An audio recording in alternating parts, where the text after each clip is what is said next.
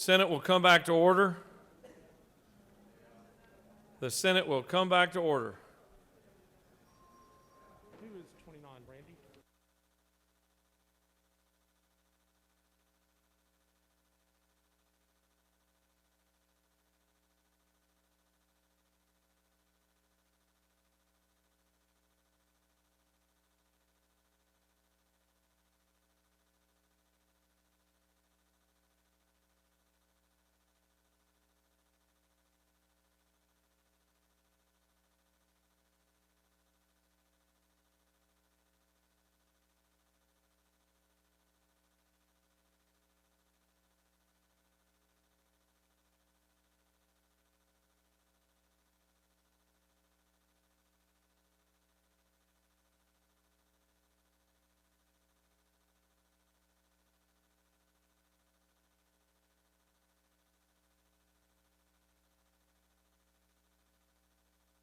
Senate will come back to order. Chair recognizes the senator from the 29th for a motion. Mr. President, I respectfully request that we move House Bill 411 from the table. Mr. Secretary, will you please read the caption of House Bill 411?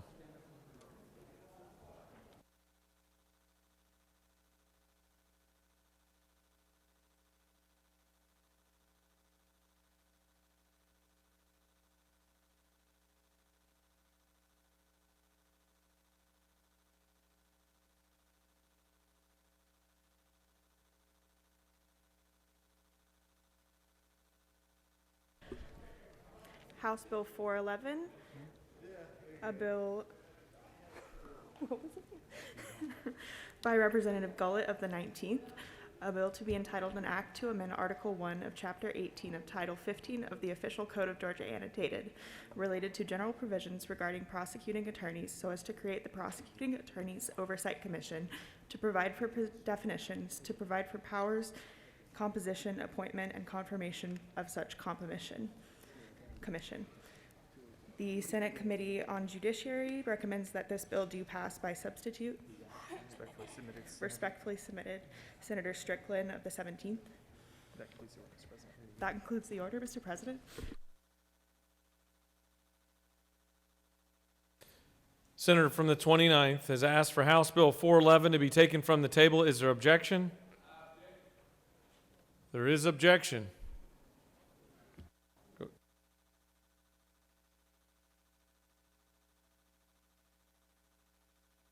All right, it's a non-debatable objection. All those in favor of House Bill 411 be taken from the table will vote yea. Opposed, nay. The Secretary will unlock the machine.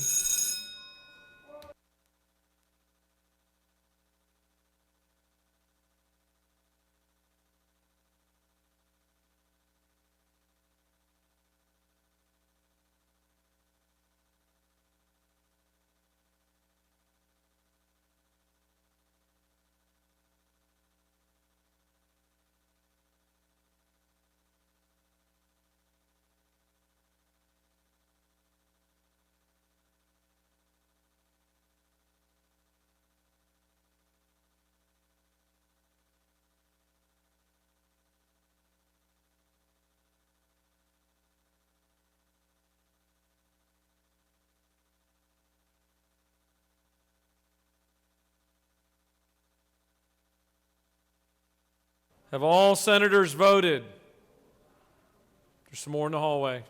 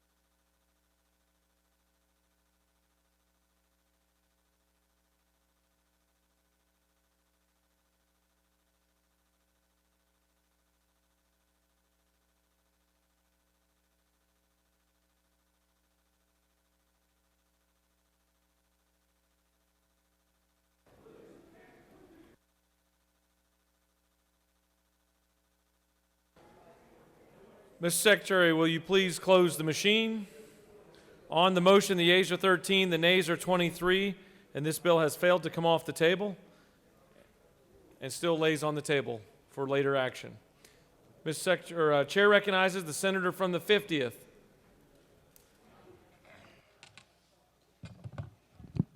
Mr. President, I ask that we remove House Bill 218 from the table.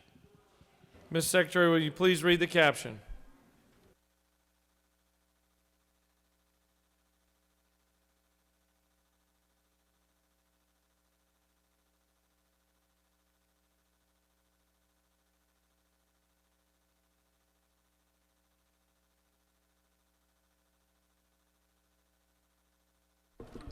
House Bill 218 by Representatives Ballinger of the 23rd and others.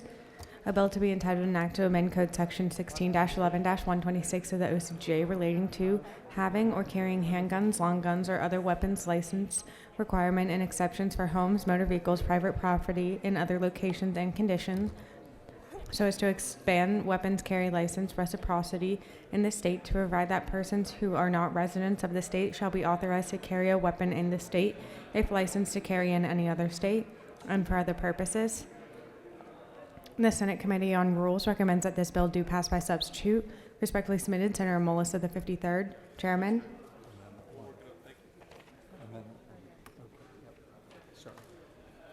The Senate Committee on Rules offers the following substitute to House Bill 218, a bill to be entitled an act to amend Part 3 of Article 4 of Chapter 11 of Title 16 of the OCGA relating to carrying and possession of firearms so as to expand weapons carry license reciprocity in this state to provide that persons who are not residents of this state shall be authorized to carry a weapon in this state if the license to carry in any other state.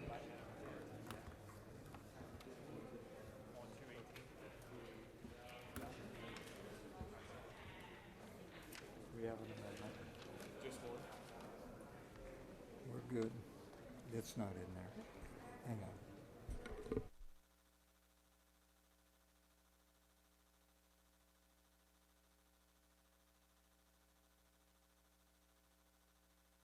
We're holding for 1 second to read an amendment that's being printed.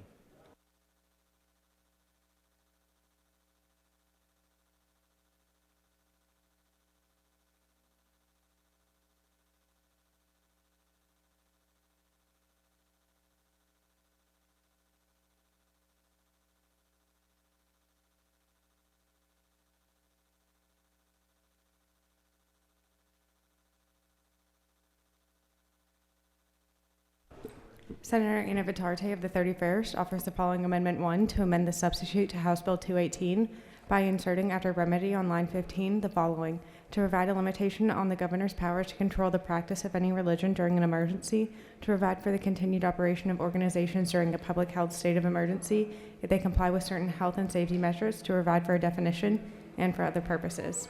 This completes the order, Mr. President. Senator from the 50th.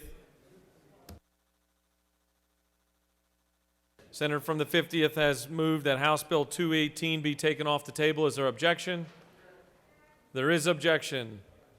All those in favor of the senator from the 50th motion to take House Bill 218 off the table, vote yea. Opposed, nay. The Secretary will unlock the machine.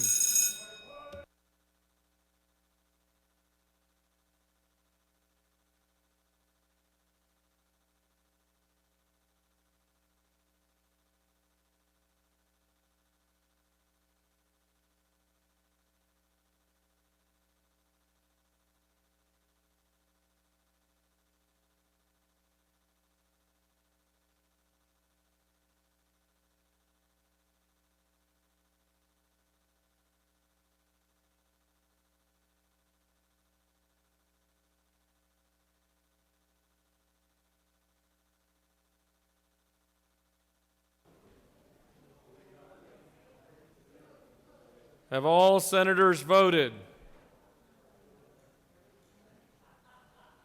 Have all senators voted? Thumbs up. Ms. Secretary, please close the machine. On the motion, the yeas are 32, the nays are 18, and House Bill 218 has been taken off the table. The chair recognizes the senator from the 50th to speak to the measure.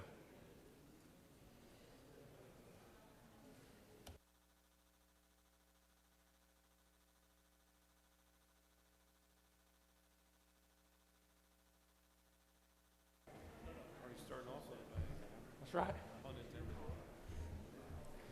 Thank you, Mr. President.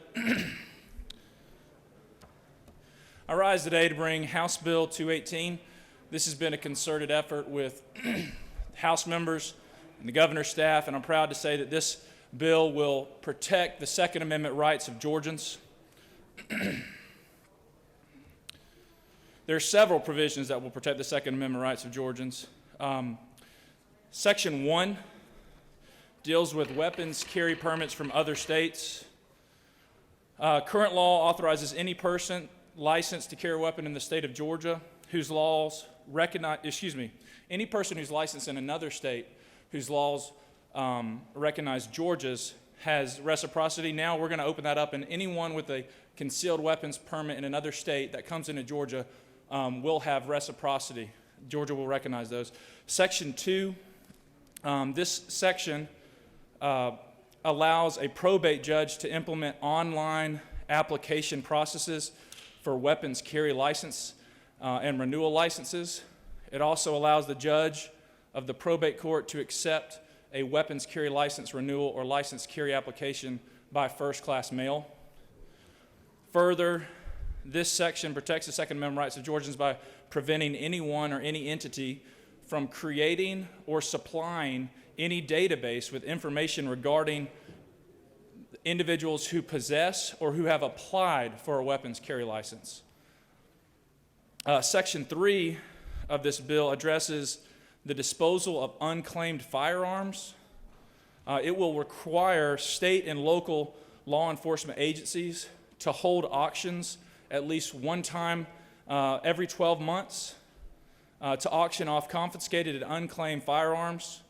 It further allows that members of the general public can bid on such firearms, and that the winning bidder may take possession of the firearm once it's transferred to a licensed gun dealer, collector, importer, or manufacturer, who then must comply with all state and federal laws before transferring the gun to the highest bidder. Section 4 does many things to protect the Second Amendment rights of Georgia's citizens and businesses or business owners during states of emergency. First and foremost, it prevents government officials from singling out or closing or limiting operational hours of businesses engaged in manufacturing, sale, or repair of firearms, ammunition, reloading equipment and supplies, or other weapons. It further limits any governmental body from seizing firearms and ammunition during a state of emergency. It further prevents government officials and employees from prohibiting the manufacture, sale, or transfer of firearms, ammunition, reloading equipment and supplies, and other weapons during a state of emergency. It also prevents the government from singling out and closing the operational hours of shooting ranges. Finally, Section 4 allows individuals whose rights are violated by any government official or employee to bring an action in mandamus or other lawsuit to seek declaratory or injunctive relief. Section 5 prevents this governor or any future governor from suspending the code section prohibiting government officials and employees from seizing weapons during a state of emergency. As previously stated, this is a Second Amendment protection bill that further recognizes Georgia's commitment to protect its citizens and their Second Amendment rights. With that, Mr. President, I'll yield the will.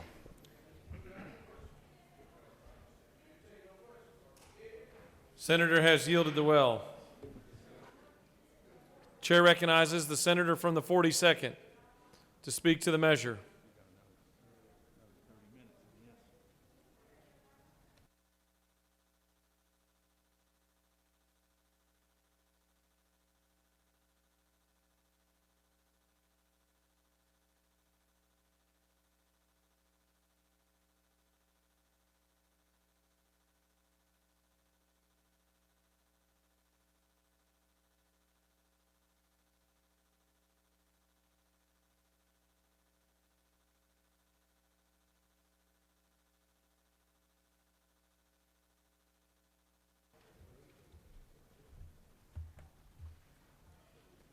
Thank you, Mr. President. I gave the Secretary of the Senate's office this graphic, which I'm hoping will be displayed shortly, but if it's not, you will hopefully have it at your desk, but hopefully it will work.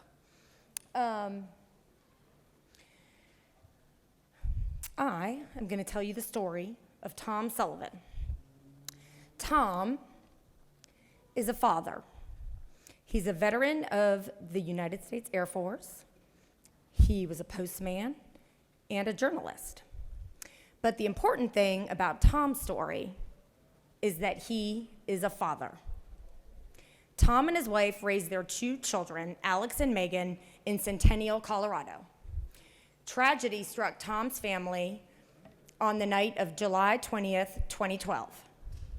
That night, Tom's son, Alex, was celebrating his 27th birthday at the Century Theater in Aurora, Colorado, when a man opened fire in the darkened theater during the eagerly anticipated premiere of The Dark Knight Rises. Alex and 11 others were murdered in that mass shooting. At the time, but certainly not anymore, the largest mass shooting in U.S. history.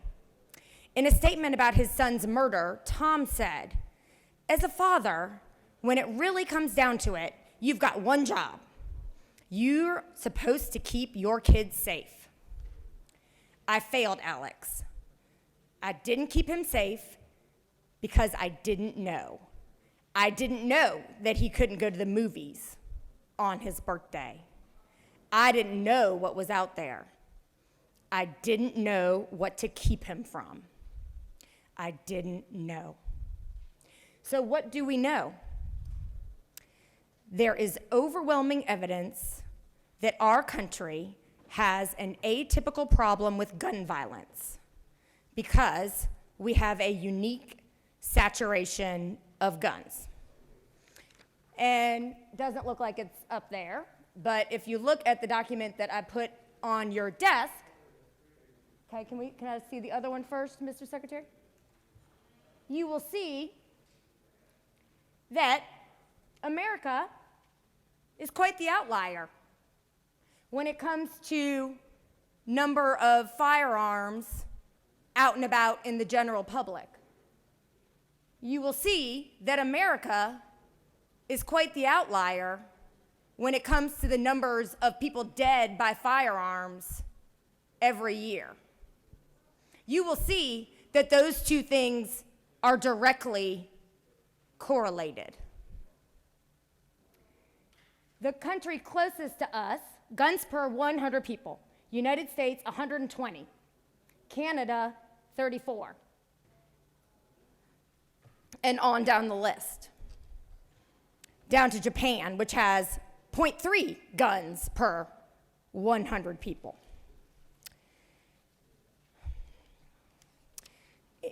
In total, there are almost 400 million guns in the United States today. There are a lot more guns than there are people. United States, states in our country that have higher gun ownership rates and fewer restrictions on guns have, as is demonstrated in this chart when you look at us in comparison to other countries around the world, the highest rates of deaths by firearm. Alaska, Louisiana, Alabama, and Mississippi rank in the top 4 for highest rates of gun-related deaths, with rates that are higher than 22 gun deaths per 100,000 people. Alaska's gun ownership rate is 60%. Louisiana, Alabama, and Mississippi are not far behind, with about 50% of the adults owning guns. And the death rates in those states are the highest in our country. And it goes from there.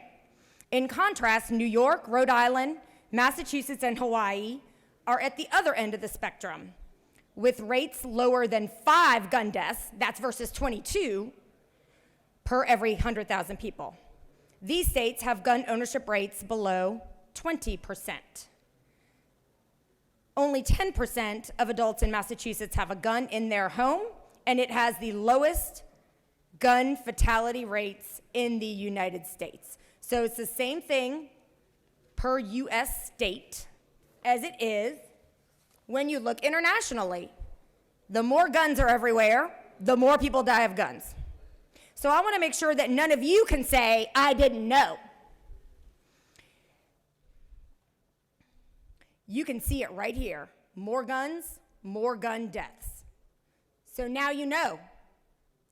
And this legislation adds more guns to our overarmed and overweaponized society.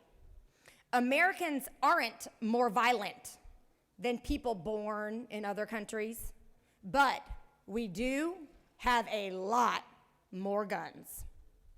So what do we need to do? We need to study gun violence as the public health problem that it is.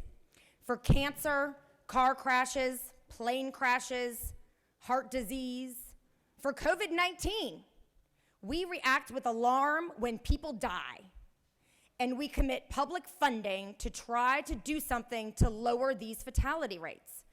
Can you imagine if, when confronted with the COVID-19 crisis a year ago, the US government said, oh well, and didn't commit any public dollars to the development of a vaccine? But when it comes to deaths by firearm, that's exactly what we have done and exactly what we did for 20 years. More than 20 years ago, Congress stopped federal funding for gun violence research by including a provision known as the Dickey Amendment in legislation. This was led by Representative J. Dickey of Arkansas at the behest of the NRA. And the amendment's goal was to prevent gun violence from being treated as a public health issue.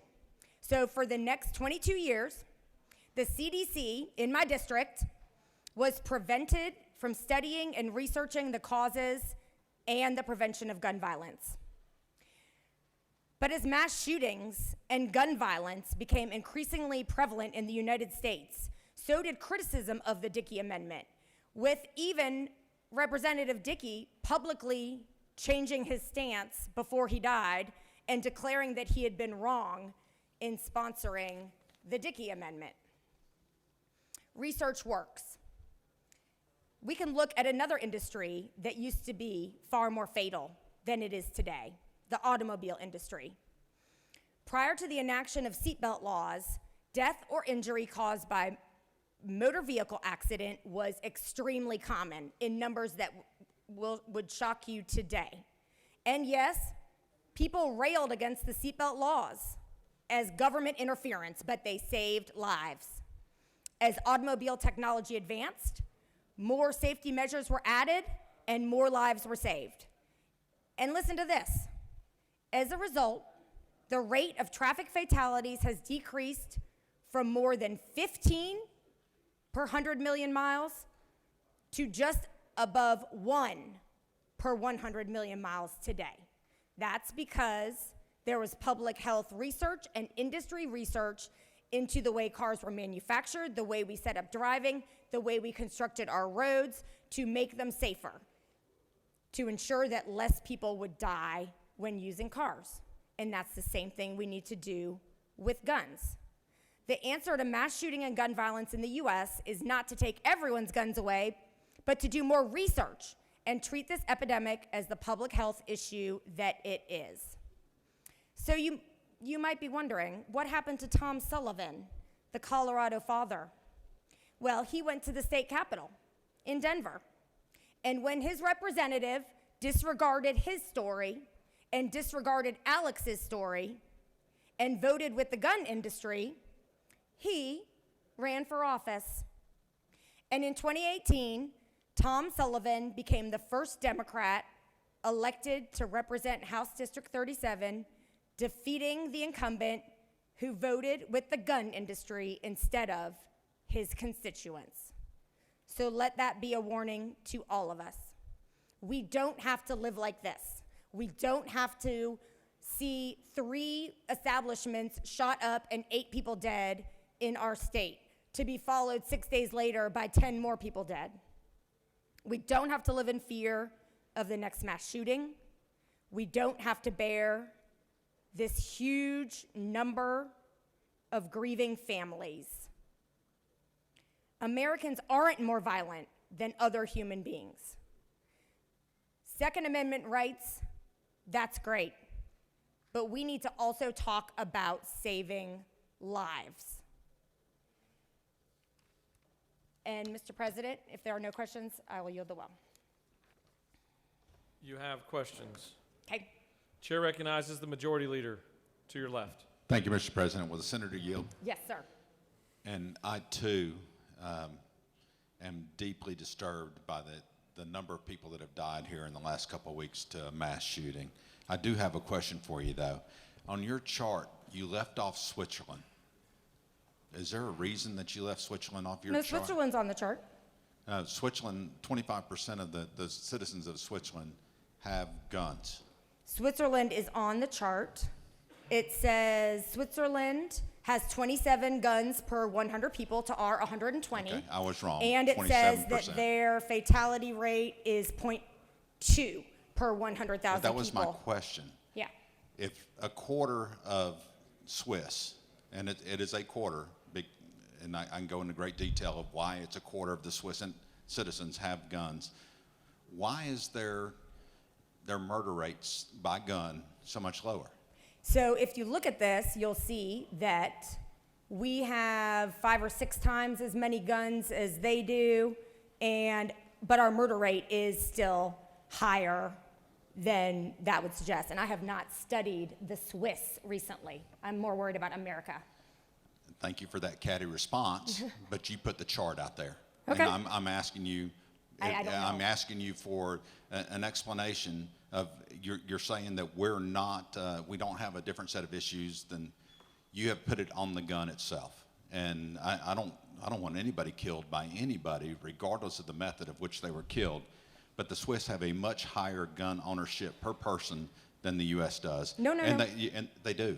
No, we have 120 per 100 people, and they have 27 per 100 people. 27% of Swiss. Well, that's not what the chart says, Okay, I so. know it's not what the chart says. Yeah. I'm telling you, when you get back to your The desk, I'll chair look it would up. encourage the chair would encourage this conversation to be questions That's and fine, answers. yeah. thank you. Are you familiar with the Brady Bill? From 1990, after Reagan's shooting. That's correct. And Brady, yes, they formed the Yeah. organization and passed it. I mean, I am somewhat familiar with it. It was passed many years ago now. Yes, it was, and it did a lot of controls against assault weapons, magazines, and it was, everybody at the time thought this was a very well-intentioned bill. Unfortunately, the first mass shooting in a school happened during the time of the Brady Bill. So I guess where I'm going on this is those limitations don't stop this. There are other issues out there, would you not agree, that we need to address? I actually don't agree with the way Okay. you phrased that, Thank and you. let me explain why. The reason is that you can never stop all gun deaths or mass shootings, but you can stop some. And some of the statistics I mentioned in my remarks show that. The other response I have to that is that, an anecdote does not create a trend line. What you need to do when you're looking at public health is look at trend lines. That is the start of a trend line that has continued since that point. Thank you, Senator. I have no further questions. Chair recognizes the senator from the 48th for a question. Thank you, Mr. President. Senator, do you yield? I yield. Great. Isn't it true that during a state of emergency, the focus should really be on public safety, not curtailing the governor's powers or stymieing the effectiveness of local law enforcement? Oh, I completely agree. I didn't even get into that part, but you need someone with the flexibility and authority to act decisively on behalf of your state when there is a public health emergency, and that person is the governor. Good answer. Do you further yield? Yes. Isn't it also true that firearms don't make people safer during a pandemic, and that restricting the governor's ability to close or limit gun store operations puts their owners and customers at risk? I agree. Do you further yield? Yes. Is it not also true that during the pandemic, we saw an increased risk of domestic violence and suicide as tracked by hotlines around the country that had increased volume by 300%? Absolutely true. How does this bill make people safer? It does not make people safer. And the final thing is, isn't it also true that the vast majority of incidences of gun violence are in fact not mass shootings? But That is these- absolutely true. They're the ones that get a lot of attention because they're so shocking in the moment. But that's what I was trying to get to with some of what I was saying about needing to study it as a public health issue, because it's the daily deaths, murders, and let's talk about suicides for a second. people sometimes think, and it's totally wrong, that if someone died by suicide, they should be disregarded or not included in public health statistics as it relates to firearms. That is totally erroneous, because it's when you're having that moment, if you have the easy availability of a lethal weapon, that's when you die. And if you don't have a gun handy, the chances of living and surviving that and going on to not be a statistic of suicide are actually quite high. Final question related to your last. Isn't it true that only about 4 or 5% of suicide attempts are inflicted by a firearm, but of those, 50% are fatal? And That's exactly right. people who attempt suicide by firearm are 90% successful. That's exactly right. Exactly you. the problem. Chair recognizes the senator from the 13th for a question. Senator Yield. Yes, I yell.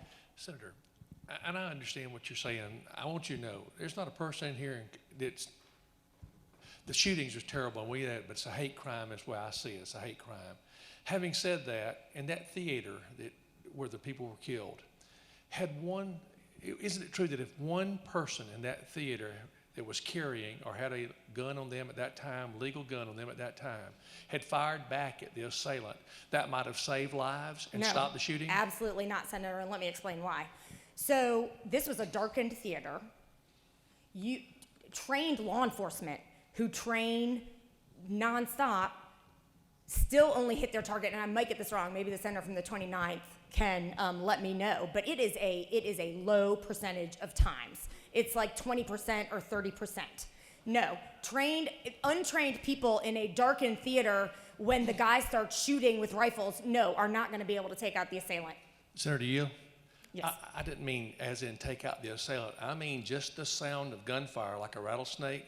I mean, if somebody hears gunfire, they're going to duck. And if somebody's shooting at somebody and they hear gunfire, chances are they're going to duck. I'm simply saying that if you look at the statistics about it, that person who was doing the shooting might not have been able to take out 12 people. He might have gotten 2 or 3, but somebody could have fired in the air or fired blindly and at least stopped the shooting. That's my point. Well, no, because see, the problem is with what I was saying about the lack of accuracy, you would be that much more likely to kill somebody else. And the former senator from the 6th and I had a lot of conversations about this, because he knew from his military training that you cannot overcome the element of surprise. So he would tell me, look, this stuff, because you can never overcome the element of surprise. Even trained law enforcement struggle with it, and as I say, their accuracy is low. So Joe Schmo, the number of people that successfully stave something off are unfortunately tiny compared to the numbers of deaths that we have because of the proliferation of weapons. There's just no comparison on those two statistics, unfortunately. Point of clarification, I was simply saying if someone even shot at the roofs, at least they would have the ability to duck, or at least made the sound like someone was trying to fight back, to at least have a chance of saving their life if they had their gun.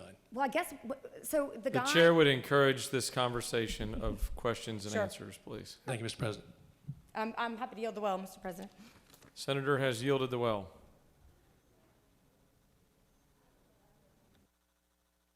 Chair recognizes the senator from the 31st to speak to his amendment.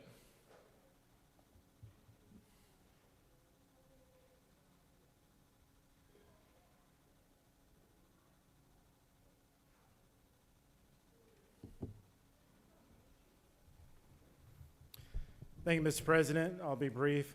Amendment number 1 is very similar language that you all have seen before and everyone has voted on. 1 is basically creating, during a state of emergency, protecting our religious rights during that time. And then the second part also is related to creating a pathway for businesses and corporations to be open.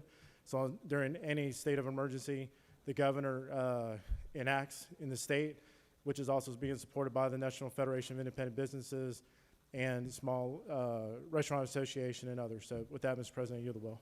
Senator has yielded the well. Does any other senator wish to speak for or against the measure or the amendment? Ask that in the form of a question. The chair encourages the senator. For what purpose does the senator from the 26th rise? Is the amendment germane? Please stand at ease for a moment while we address the question.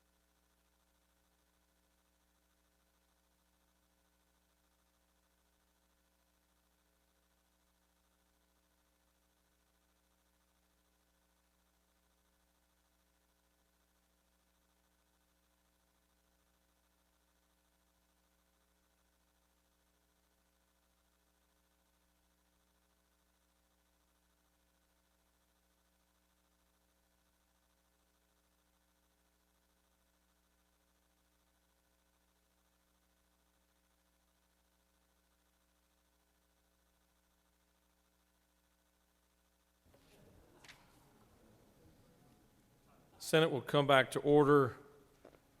The chair has analyzed the question raised by the senator from the 26th on germaneness of the menu. Section 5 of the underlying bill of House Bill 218, Section 5, deals with the governor's powers, and the amendment number 1 offered in Section 6 also deals with that same posture. The ruling of the chair is that the amendment number 1 is germane. For what purpose does the senator from the 26th rise? Parliamentary inquiry. State your inquiry. Mr. President, isn't it true that the bill deals with guns and the other one deals with the opening of businesses? The chair has spoken to that both subject matters are being referenced back to the powers of the governor. For what purpose does the senator from the 36th rise? She waves. All right, any other senator wish to speak for or against the measure or the amendment? The chair sees none. Would the senator from the 50th like to close debate? He would. Chair recognizes the senator from the 50th to close the debate.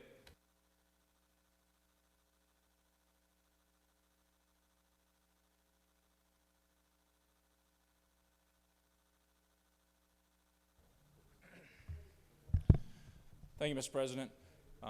This is a friendly amendment that's been offered. It protects Georgians' First Amendment, and I would ask for your support in the amendment and the underlying bill. Thank you, Mr. President. I yield the will.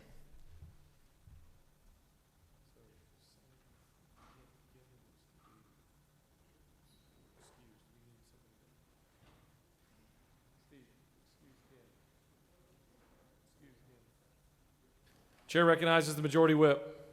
Ask for unanimous consent to excuse the senator from the 47th. Without objection, the senator from the 47th is excused. All right, we'll take up amendment number 1, the adoption of amendment number 1 by the senator from the 31st. Is there objection?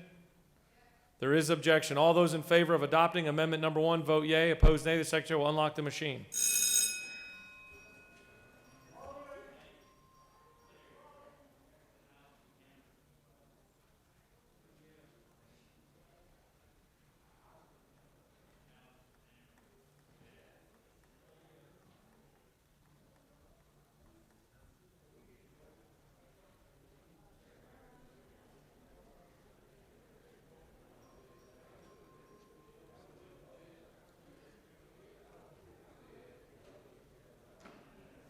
Pretty much right where you would have predicted it.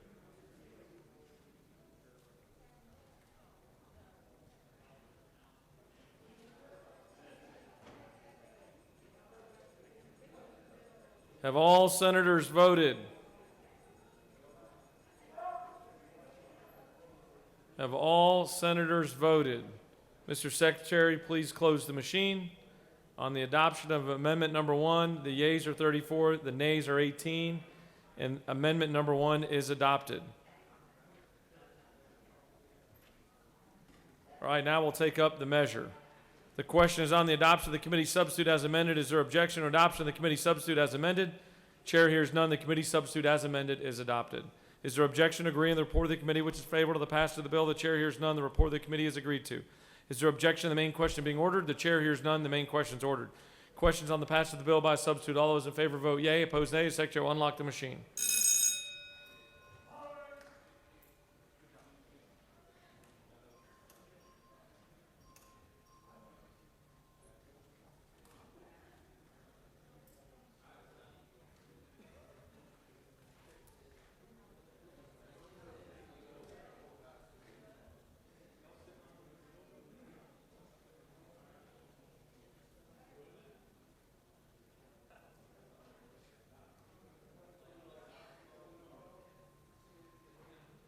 Have all senators voted?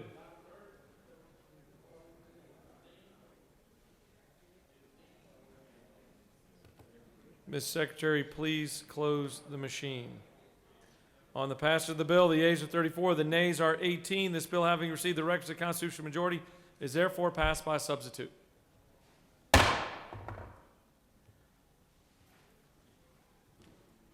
Chair recognizes the senator from the 29th.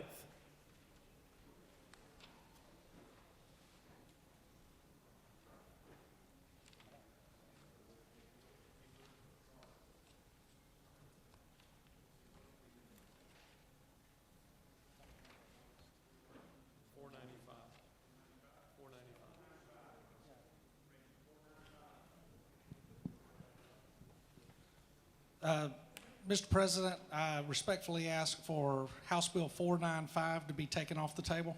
Mr. Secretary, please read the caption.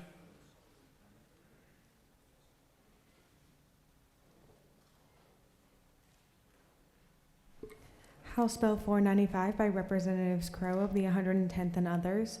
A bill to be entitled an act to amend Article 1 of Chapter 3 of Title 35 and Article 2 of Chapter 1 of Title 42 of the OCGA relating to general provisions regarding the Georgia Bureau of Investigation and the Sexual Offender Registration Review Board, respectively, so as to revise the duties of the Georgia Bureau of Investigation and for other purposes.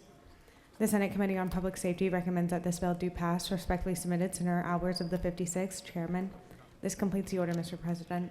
Senator from the 29th has asked for unanimous consent for House Bill 495 to be taken off the table. Is there objection? The chair hears none, and it is taken off the table. The chair recognizes the senator from the 29th to speak to the measure.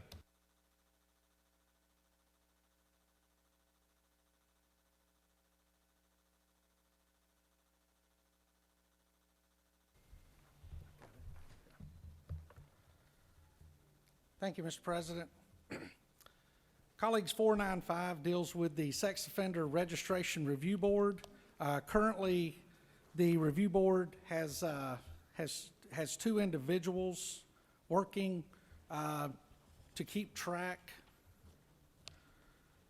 of the responsibilities of maintaining the review board. This bill transfers this responsibility from the GBI directly over to the Sex Offender Review Board.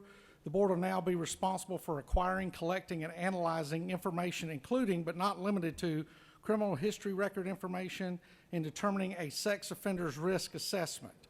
The board may employ investigators to complete these duties, and the GBI is still responsible for maintaining at least one position under its administration and supervision to facilitate the provision of the summarized criminal history record information to the board from the Georgia Crime Information Center and NCIC. Basically what this does, it makes sure we have a balanced approach when addressing the criminal histories of sex offenders, especially when it comes to the classification of individuals as predators or as non-predator sex offenders. And I encourage your support for House Bill 495. Thank you, Mr. President. I yield the will if there are no questions. You have no questions. Thank you. Any other senator wish to speak for or against House Bill 495? The chair sees none. Is there objection agreeing to the report of the committee which is favorable to the passage of the bill? The chair hears none. The report of the committee is agreed to. Is there objection to the main question being ordered? The chair hears none, and the main question is ordered. Questions on the passage of the bill. All those in favor vote yea. Opposed, nay. The secretary will unlock the machine.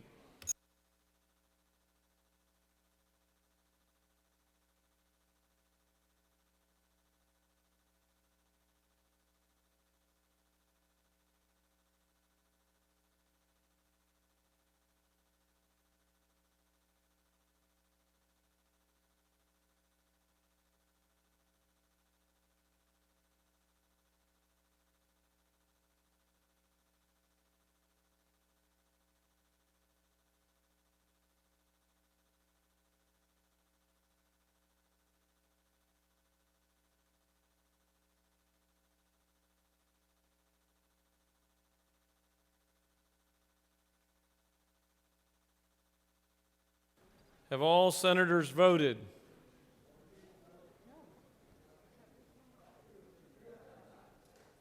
Mr. Secretary, please close the machine.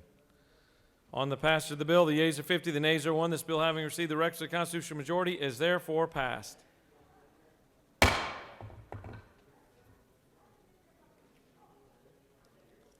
Chair recognizes the senator from the 50th for a motion.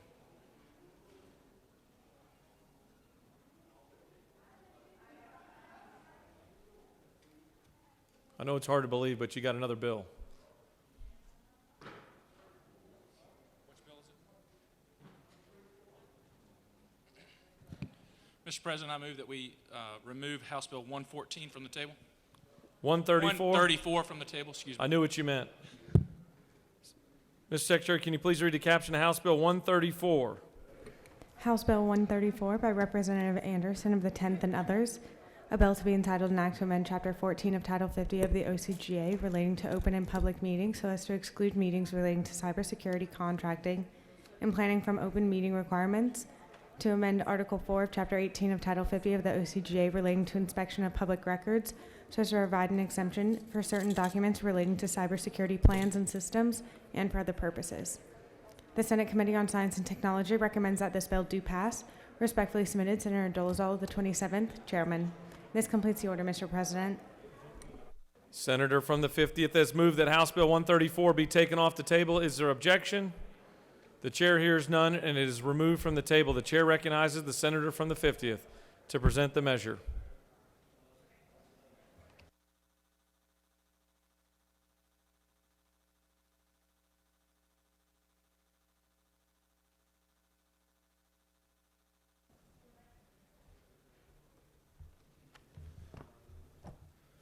Thank you, Mr. President. I come to the well today to present House Bill 134. This bill will allow that meetings with discussions regarding cybersecurity related plans, procedures, and contracts be held in executive sessions of governing bodies rather than be open to the public. And if there are questions, I will yield for questions.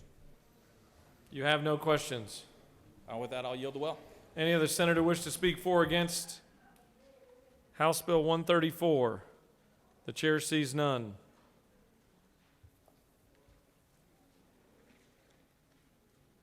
Is there objection to agree on the report of the committee which is favorable to the passage of the bill? The chair hears none. The report of the committee is agreed to. Is there objection to the main question being ordered? The chair hears none. The main question is ordered. Questions on the passage of the bill? All those in favor vote yea. Opposed nay. The secretary will unlock the machine.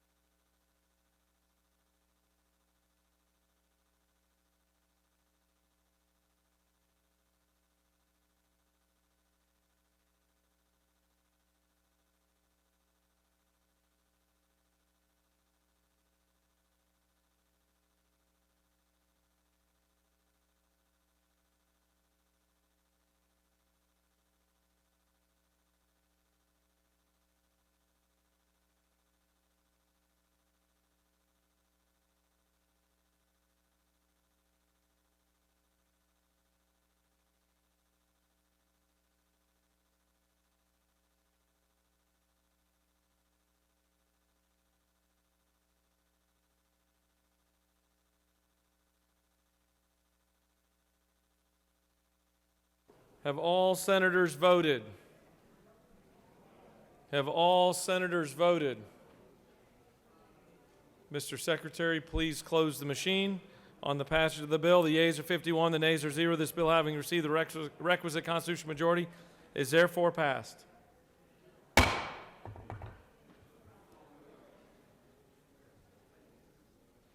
Chair recognizes the senator from the 46th for a motion. Thank you, Mr. President. I move that we agree to remove House Bill 479 from the table. Mr. Secretary, please read the caption of House Bill 479.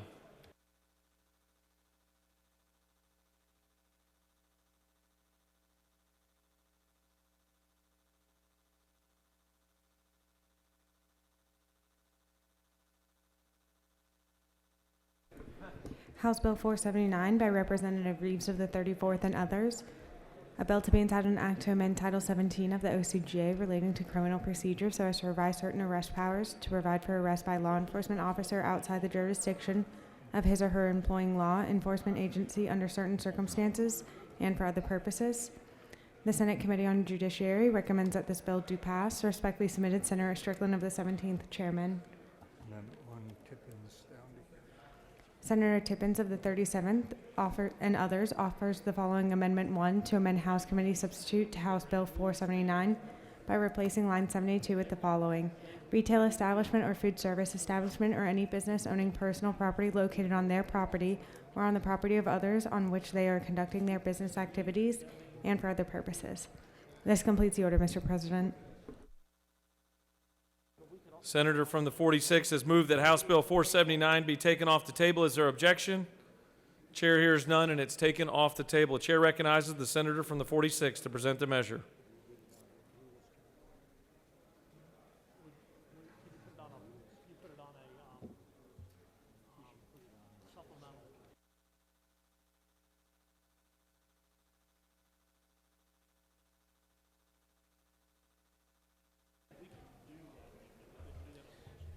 Thank you, Mr. President, ladies and gentlemen of the Senate.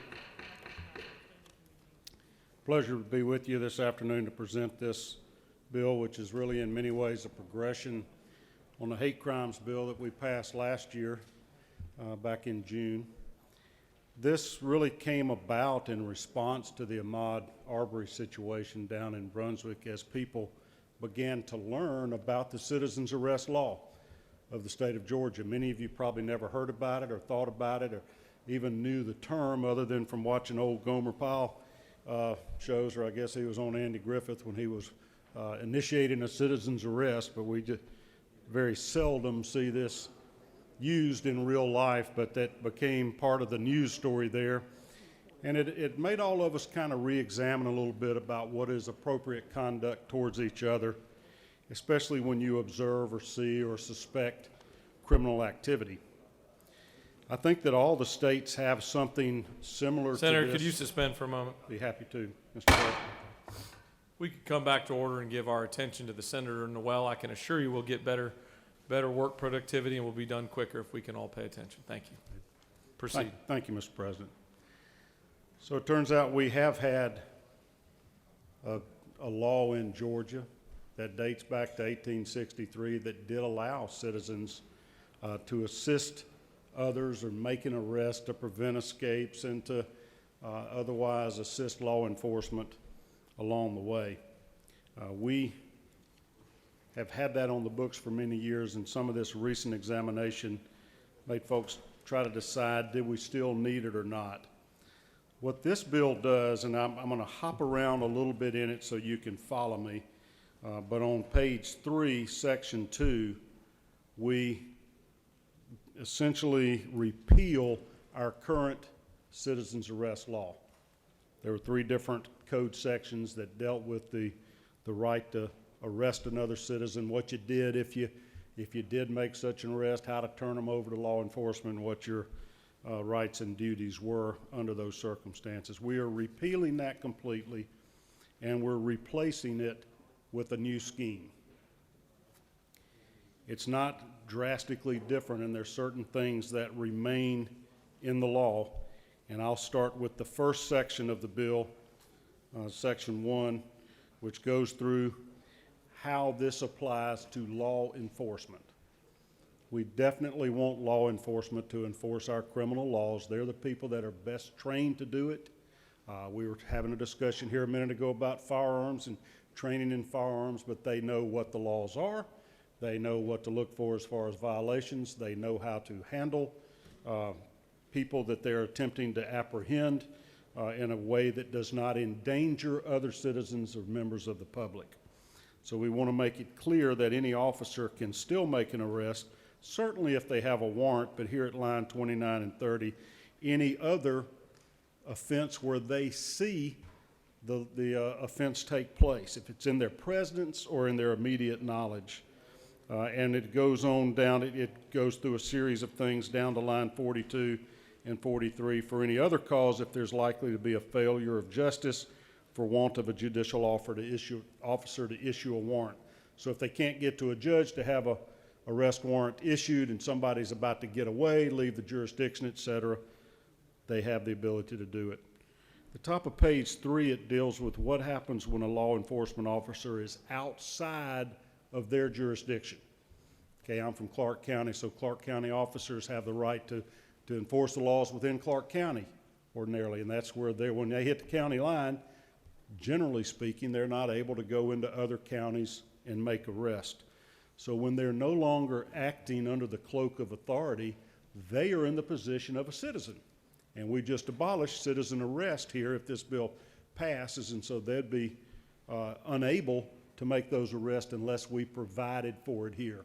So we're reincorporating into the law what many, many years, decades of case law established what police officers could do outside of their jurisdiction. And once again, if they observe a crime, if they see it happen, I'm now at line 48, or have immediate knowledge, they can make an arrest even if they're outside of their home jurisdiction. The second there at line 50 is if they are pursuing a criminal and they go across county lines. We call that hot pursuit. And when you are involved in a chase, when you're trying to apprehend a criminal, he can't get away by going across the county line and saying, nah, nah, nah, nah, nah, you can't get me now, I'm out of your jurisdiction. You can follow them and do that, and we make it clear here. And number C there at line 53, if they are aiding or assisting other law enforcement in another county. I can think of many examples in Athens when we have home football games. We've got officers from all over the state assisting our local officers in crowd control, et cetera. So if they are lawfully assisting other law enforcement outside of their home jurisdiction, they are able to help. Some of you may have heard from law enforcement that they had concerns about this or were worried about it. That is the provision, as far as I know, that they had concerns about. It was addressed before the final version came out of the House. And so what we have basically abolished citizens arrest, but reincorporated it for law enforcement officers acting within these parameters. There are other areas where we have reincorporated it. If you're following along down at the bottoms of line 3, starting at page 65, we have created a new citizens arrest law, Title 17-4-80, but it is very limited, or more limited than the very general law that this repeals. You will see at line 76 where it allows the owner of a retail establishment to detain somebody. If there's a shoplifter there on their premises, or the theft, stealing things by the unlawful use of a sales receipt, like going back and turning product in and getting cash for it, et cetera, or theft of unlawful use of retail sales of any type. If the shop owner sees somebody stealing in their store, we are allowing them to detain somebody. So we're reinstituting the same principle as citizen arrest for if somebody that owns a retail establishment observes or reasonably believes that somebody there is committing shoplifting.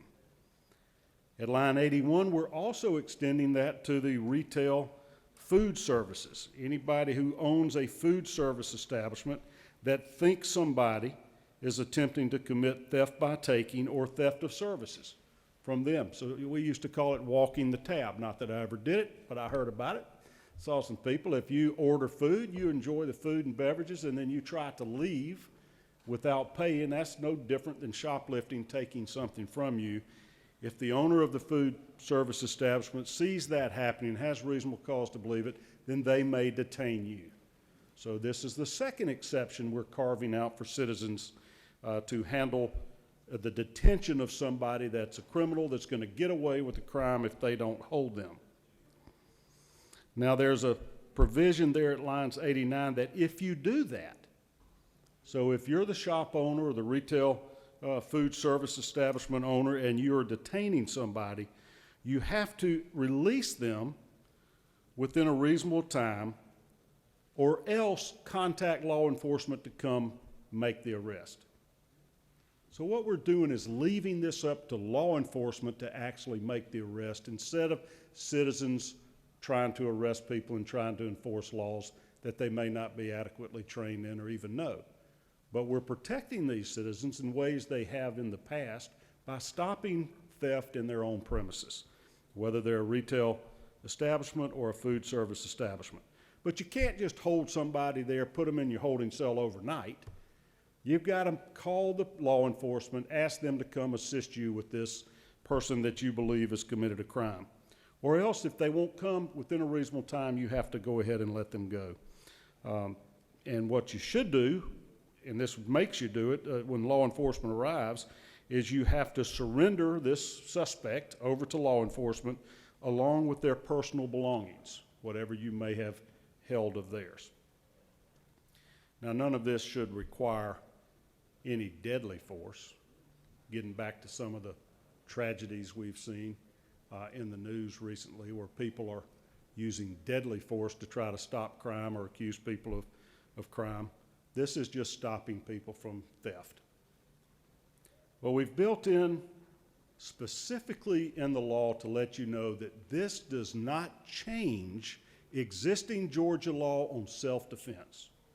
We have another series of code sections that govern our conduct, that let you know when can you use deadly force to protect yourself, to protect your house, to stop somebody else from being hurt. And there's a series of code sections that cover that. And if you'll look, starting at lines 96, going down through 100, that lays out these circumstances. Number one, we still have the right to self-defense. You may use reasonable force, including deadly force, to protect yourself or others in your presence that are under attack. If you are being threatened with deadly force, you may respond in kind. And nothing here changes the stand your ground law, where you do not have to retreat. You can stand your ground, and if somebody is using deadly force or threatening seriously bodily harm against you, you may still defend yourself just like we've always been able to do in the state of Georgia. In addition, you can also use force, including deadly force, to defend your residence, defense of your habitation. Some people refer to this as the castle doctrine. If you're at home and somebody comes breaking in your house at the middle of the night and you're in reasonable fear for your personal safety, or that a forcible felony is being committed against you or your family there in your household, you can use force that can cause serious bodily injury or even death to defend your home. So nothing in this law, by taking away citizens' arrest rights, prevents your right to defend yourself and others and your home. And finally, you can also use deadly force to prevent the commission of a forcible felony. So if you're in the bank and the robber comes in with their guns drawn, threatening people in the bank, you can detain that person and you can pull a gun on them if need be to stop them. Say, stop right there, drop your gun, or I'm going to use force to stop you from committing this forcible felony. If you see the little old lady trying to cross the street and somebody comes to knock her down and steal her purse, that's a forcible felony. You can stop that person from doing it. We're allowing people to use the same legal principles and statutes that we've had in place for decades, if not longer, to defend yourself, others from physical confrontation, your habitation, and also to stop the commission of a forcible felony that you're observing. Finally, there's a statute that allows you, we call it justification. Any other conduct that, when analyzed under all reasonable analysis, was justified under the circumstances, you're still allowed to do. And some of this will require court interpretation. Seeing somebody walking through your neighborhood, though, that you suspect might have stolen property from somebody else would not justify you to use deadly force. This stops that type of behavior. I can answer any questions you have, but because you can come up with just really dozens of potential scenarios. But if you just get it in your head, you can still defend yourself and others from physical attacks. You can still defend your home from invasion, from any attempt to commit a forcible felony there, or to, that puts you in apprehension for your safety. To stop a forcible, violent crime against somebody else, you can still interfere with that. Other crimes that you see, you can't use deadly force to stop somebody if you think they might have stolen a TV from somebody's house down the street. Because sometimes this leads to consequences that aren't intended. When citizens try to play police officer, not being trained and not having the full picture, then that's where we come up with these problems. So it attempts to stop that. There's one final provision on the final couple of pages, page 6 and 7, that deals back to the shoplifting circumstances. And what it does is protect the owner of the retail establishment or the food service establishment, that we've given the ability to detain people that they think are stealing from them. It gives them immunity from a civil lawsuit if they reasonably believed that the individual was committing a crime and stealing their property or their services. They can detain them. They still can't keep them for long. They have to either release them or get law enforcement there within a reasonable amount of time. So long as they had grounds to believe the person was stealing from them and that they didn't keep them too long or went ahead directly and called law enforcement, then they're immune from being sued for a false imprisonment or false arrest case. And that, Mr. President, I think is the explanation that folks are looking for here, to know exactly what all this hullabaloo has been about the elimination of citizens' arrest. I'm happy to take any questions if folks have them. If not, I urge you to adopt this law. Let's get with the times. Let's try to prevent citizens from taking the law into their own hands, other than the limited circumstances that I've set forth. You have no questions. Thank you, Mr. President. I yield the well. Chair recognizes the senator from the 37th to speak to his amendment.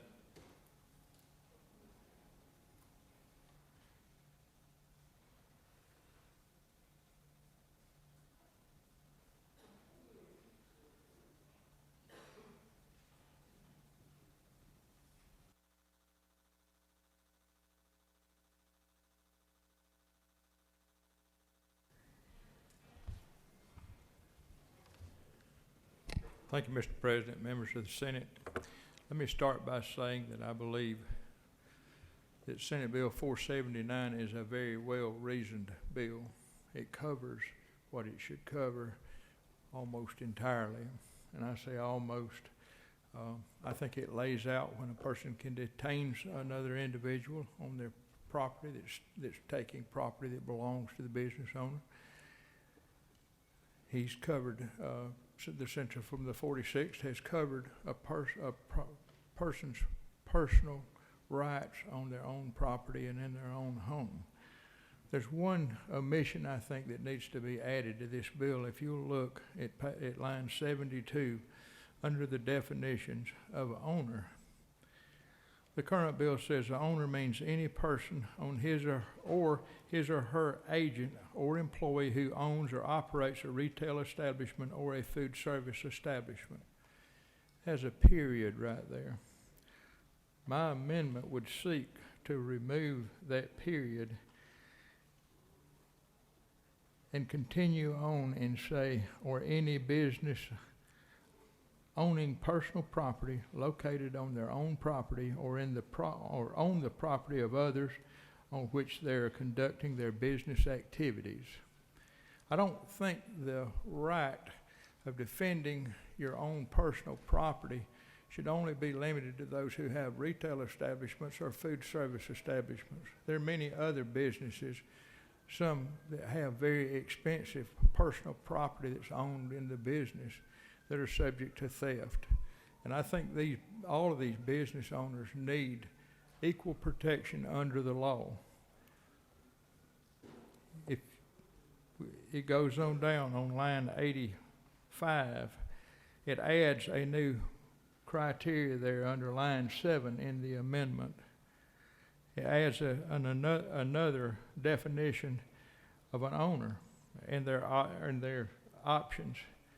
An owner of any business entity operating on their own property or on the property of others on which they're doing business who have reasonable grounds to believe that the individual sought to be detained has committed or attempted to commit theft by taking, as set forth in Code Section 16-8-2, or theft of services as set forth in Code Section 16-8-5.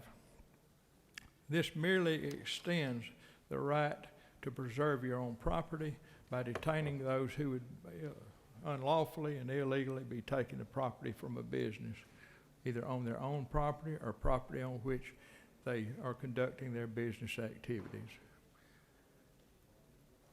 Mr. President, if there's no questions, I'll yield the well. Chair recognizes the senator from the 47th with a question. Thank you, Mr. President. Would the senator yield? Yes, sir. You know, when we talk about businesses, I live on a farm. I don't know if you're going to call it a business or just a way to lose money, but I'm pretty good at both. Said one of the situations I think about in this legislation, and it may go back to the bill sponsor, said the senator from the 46, but for me, I have some elderly neighbors. We share a mailbox location together right at the end of their driveway. When I look at somebody come speeding out of their driveway in their vehicle with maybe a gun safe in the back or some loot that they have obviously stolen, said come speeding out the driveway, the way I understand this bill and my simple understanding of the law is I would not be at liberty to stop that individual and question them or hold them up in any way unless I had a business.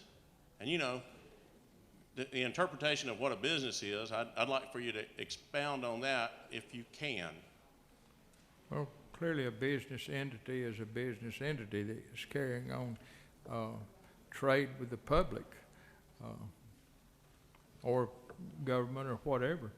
But you know, I think the distinction in this is in this bill you have a right to detain someone that's taking the property that belongs to a business or the business for which you work. Personally, if you have a farm, I would think that your farm equipment is protected under this as well, but I'm not sure that you have, you clearly do not have a right to detain someone taking property from your neighbor. You have a right, as Senator from the 46 said, you have a right to come to the aid of that person if their safety and health is in danger. But I don't think you have a right to detain someone coming off of another person's property. I think that's the distinction that this law has.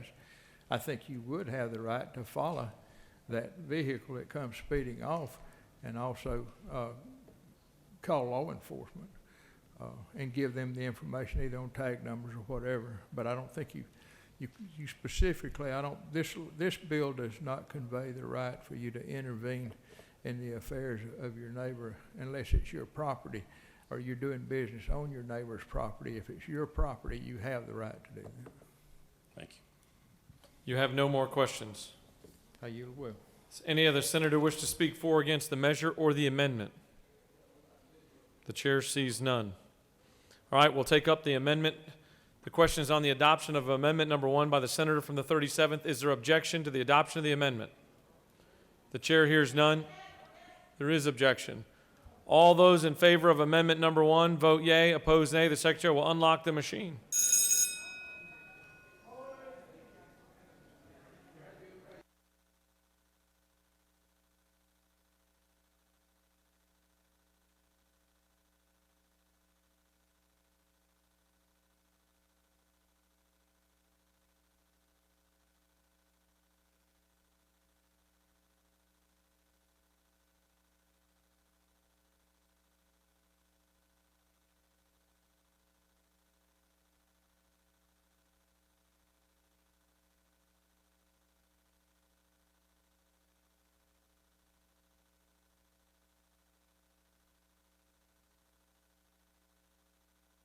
Have all senators voted?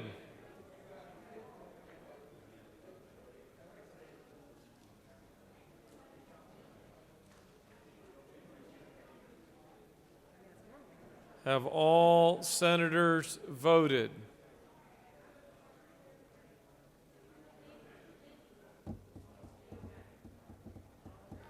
One more? Okay.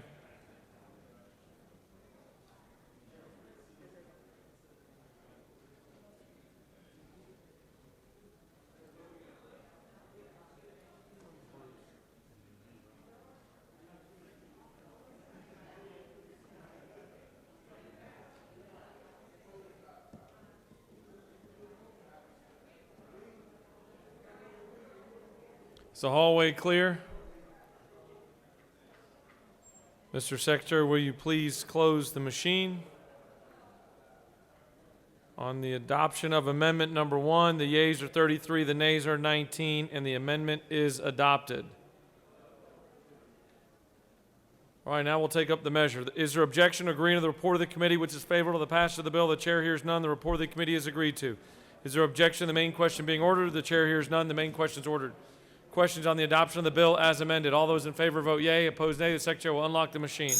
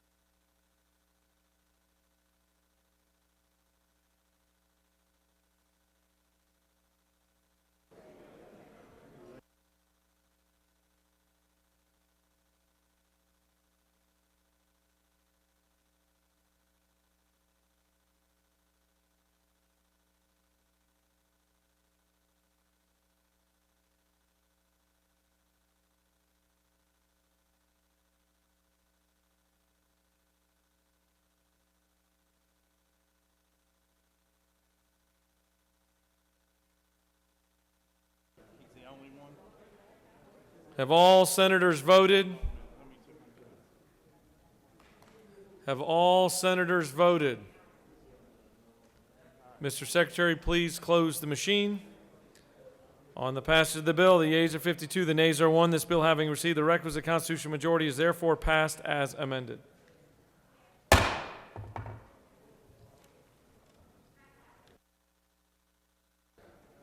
Chair recognizes the senator from the 14th for a motion.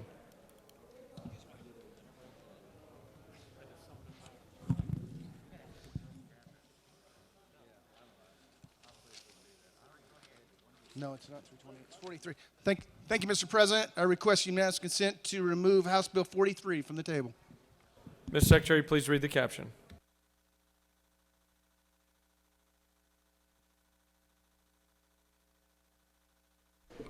House Bill 43 by Representatives Cantrell of the 22nd and others. A bill to be entitled an act to amend Code Section 40-2-26 of the OCGA relating to form and contents of application for registration heavy vehicle tax and satisfactory proof of insurance so as to require motor vehicle registration application forms to include optional information regarding certain conditions which may interfere with a registrant's ability to communicate and for other purposes. The Senate Committee on Public Safety recommends that this bill do pass by substitute. Respectfully submitted, Senator Albers of the 56th Chairman.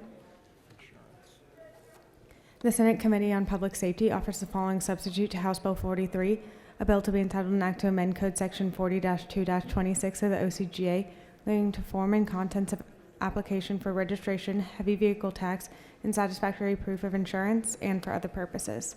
This completes the order, Mr. President. Senator from the 14th has asked for unanimous consent for House Bill 43 to be taken off the table. Is there objection? The chair hears none, and it is taken off the table. The chair recognizes the senator from the 14th to present the measure.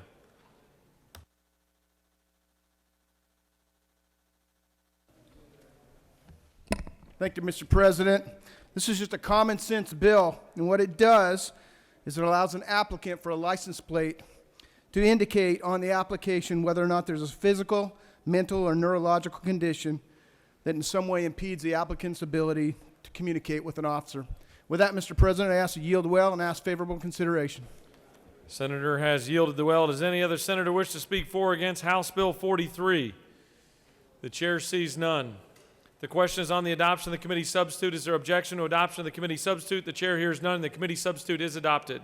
Is there objection to agreeing to the report of the committee which is favorable to the passage of the bill? The chair hears none. The report of the committee is agreed to. Is there objection to the main question being ordered? The chair hears none, and the main question is ordered. The questions on the passage of the bill by substitute. All those in favor vote yea. Opposed, nay. The secretary will unlock the machine.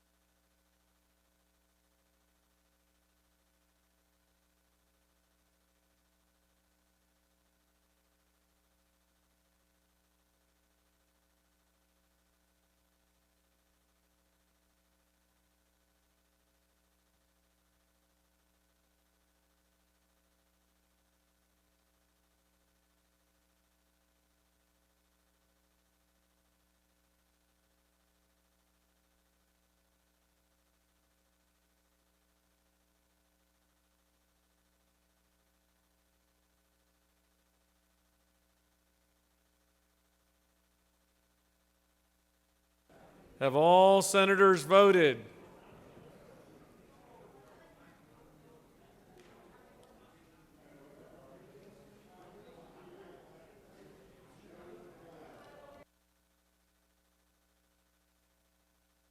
Have all senators voted? Ms. Secretary, please close the machine. On the passage of the bill, the yeas are 49, the nays are 4. This bill, having received the requisite constitutional majority, is therefore passed by substitute.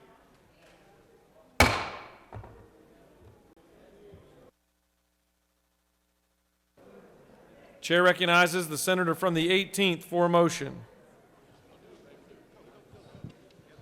Thank you, Mr. President. I ask for unanimous consent to remove HB 94 from the table.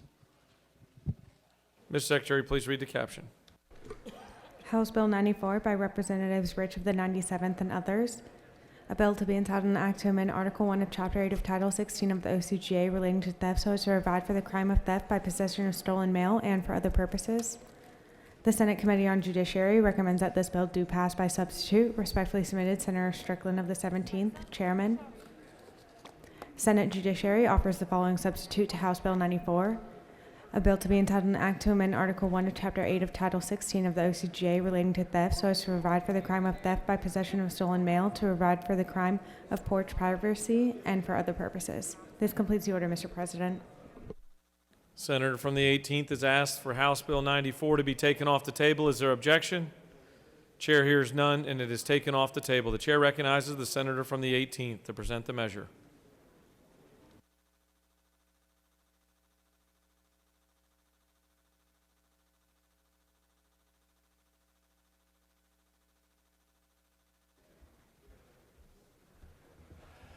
Thank you, Mr. President. Good evening, colleagues, or I guess we're still in the afternoon, headed toward the evening. I bring to you House Bill 94, which addresses a rising problem that we've got with the way that we live and receive packages and mail and things that we buy. You've probably heard the term porch piracy, of folks that are involved in criminal activity, of going up on our porches and stealing our materials and stealing things that the mailman and that the UPS and the FedEx guy delivers. So what this bill does is addresses that issue, and it does it in two fashions. It sets out in line 11, it defines mail, and you'll see on line 16 the definition of possessing stolen mail. And in lines 21 through 24, it says that a person will be guilty of the crime of theft of possession of stolen mail if they possess 3 or more items from different mailboxes and possess a minimum of 10 separate pieces of stolen mail. You'll find in Section 2 the issue with regard to porch piracy, and that is the person would be guilty of a crime of porch piracy if they in fact have 3 or more envelopes, bags, or packages or related articles from someone's dwelling. Similarly, and one of the things that we did on the Senate side was we actually softened the bill. There were some concerns about making this a felony for the first time, but with the work of the committee, we actually modified it so that it is a felony. However, the trial judge, in his or her discretion, can make it a misdemeanor. So with that, Mr. President, I'm happy to answer any questions or yield the well. You have no questions. Thank you. I urge your consideration and vote for this bill. Thank you. Any other senator wish to speak for or against House Bill 94? The chair sees none. The question is on the adoption of the committee substitute. Is there objection to adoption of the committee substitute? The chair hears none. The committee substitute is adopted. Is there objection to agreeing with the report of the committee which is favorable to the passage of the bill? The chair hears none. The report of the committee is agreed to. Is there objection to the main question being ordered? The chair hears none. The main question is ordered. Questions on the passage of the bill by substitute. All those in favor vote yea. Opposed nay. The secretary will unlock the machine.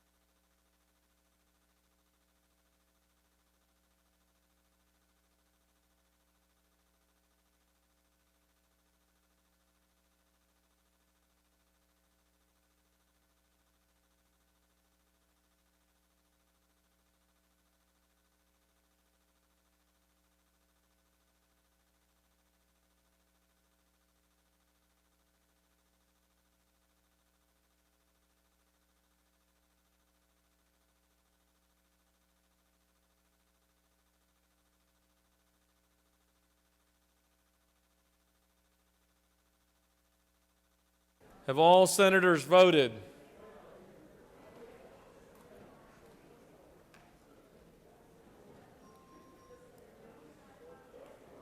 Mr. Secretary, please close the machine. On the passage of the bill, the yeas are 38, the nays are 14. This bill, having received the requisite constitutional majority, is therefore passed by substitute.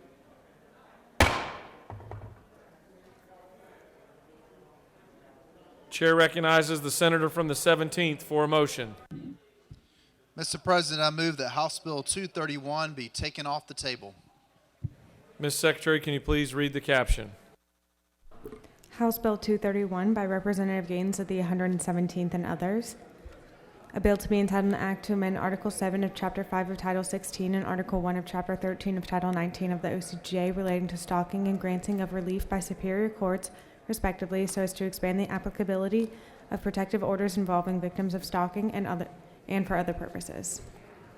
The Senate Committee on Judiciary recommends that this bill do pass by substitute. Respectfully submitted, Senator Strickland of the 17th, Chairman. Senate Judiciary offers the following substitute to House Bill 231. A bill to be entitled an act to amend Article 7 of Chapter 5 of Title 16 and Title 19 of the OCGA relating to stalking and domestic relations, respectively, so as to expand the applicability of protective orders involving victims of stalking and for other purposes. This completes the order, Mr. President. Senator from the 17th has moved for House Bill 231 to be taken off the table. Is there objection? Chair hears none, and House Bill 231 is removed from the table. The chair recognizes the senator from the 17th to present the measure.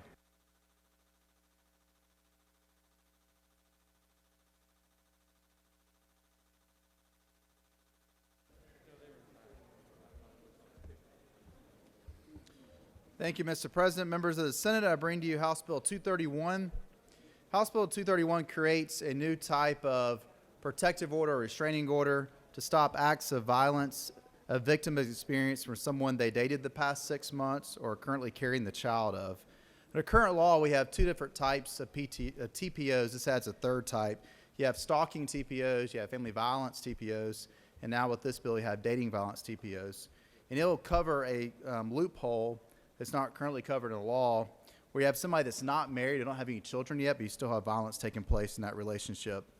Otherwise, we track the same language you have with the process, the other two types of TPOs under Georgia law with House Bill 231. Happy to answer any questions.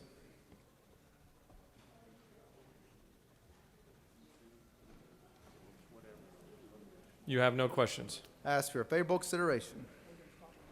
Does any of the senator wish to speak for or against House Bill 231? The chair sees none. Questions on the adoption of the committee substitute. Is there objection to adoption of the committee substitute? The chair hears none. Committee substitute is adopted. Is there objection to agreeing to the report of the committee which is favorable to the passage of the bill? Chair hears none. The report of the committee is agreed to. Is there objection to the main question being ordered? The chair hears none. The main question is ordered. Questions on the passage of the bill by substitute. All those in favor vote yea. Opposed nay. The secretary will unlock the machine.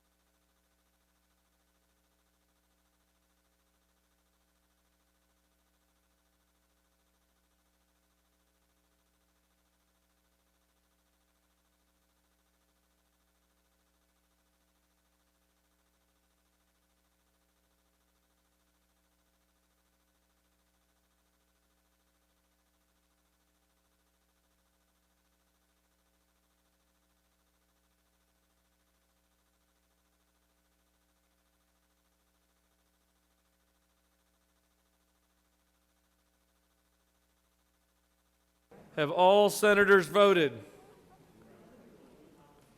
Mr. Secretary, please close the machine. On the passage of the bill, the yeas are 53, the nays are 0. This bill, having received the requisite constitutional majority, is therefore passed by substitute.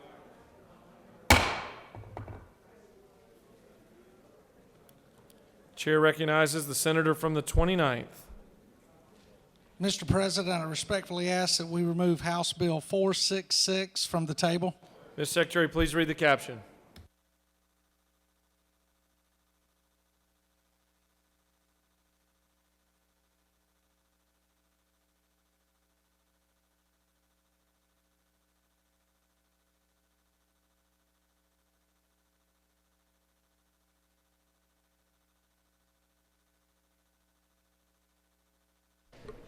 House Bill 466 by Representatives Powell of the 32nd and others.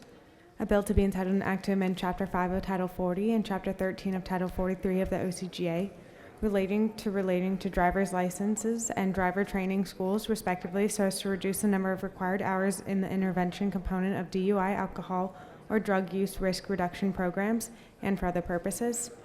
The Senate Committee on Public Safety recommends that this bill do pass by substitute. Respectfully submitted, Senator Albers of the 56th, Chairman.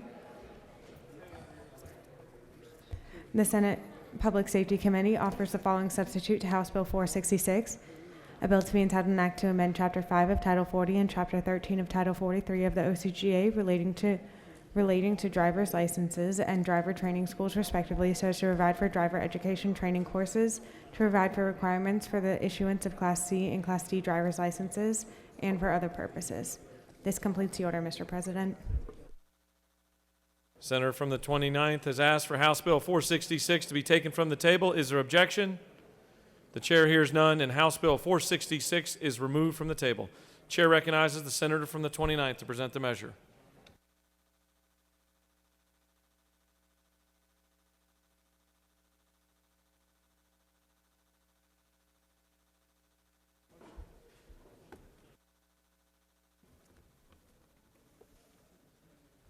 Thank you, Mr. President. Colleagues, House Bill 466 primarily increases the requirements for individuals here in Georgia that teach driver's training classes, especially those in-person driving training instructors. It also allows a military service member 17 years of age or older who has not held a Class D driver's license for at least 12 months, which is currently the requirement, to be eligible for a Class C license if such member provides proof of military enlistment and meets all other qualifications for a Class C license. And it establishes the parameters for licensing of some of the special license instructor courses for those conducting driver schools in different locations. And finally, it establishes where if an individual who currently owns a driver school and chooses to purchase additional locations or sells their school and moves to another part of the state to open up a school, that the time that they had and the certifications that they held while operating their previous school will count toward qualifications with DDS. It's a excellent piece of legislation and will sure to make our roads safer here in Georgia. And Mr. President, I will yield the well if there are no questions. You have no questions. Thank you, sir. Any other senator wish to speak for or against House Bill 466? The chair sees none. The question is on the adoption of the committee substitute. Is there objection to adoption of the committee substitute? Chair hears none, and the committee substitute is adopted. Is there objection to agreeing to the report of the committee which is favorable to the passage of the bill? Chair hears none. The report of the committee is agreed to. Is there objection to the main question being ordered?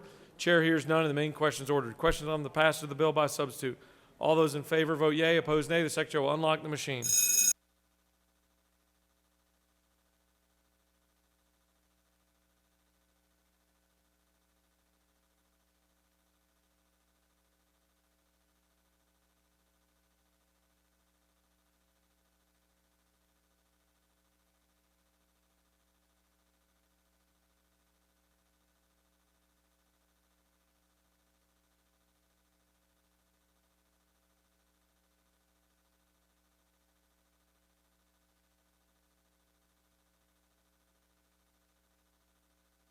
Have all senators voted? Mr. Secretary, please close the machine. On the passage of the bill, the yeas are 53, the nays are 0. This bill, having received the requisite constitutional majority, is therefore passed by substitute.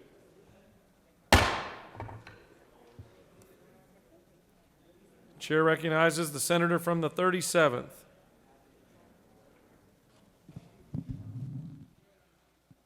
Mr. President, I would respectfully request the House Bill 449 be raised from the table.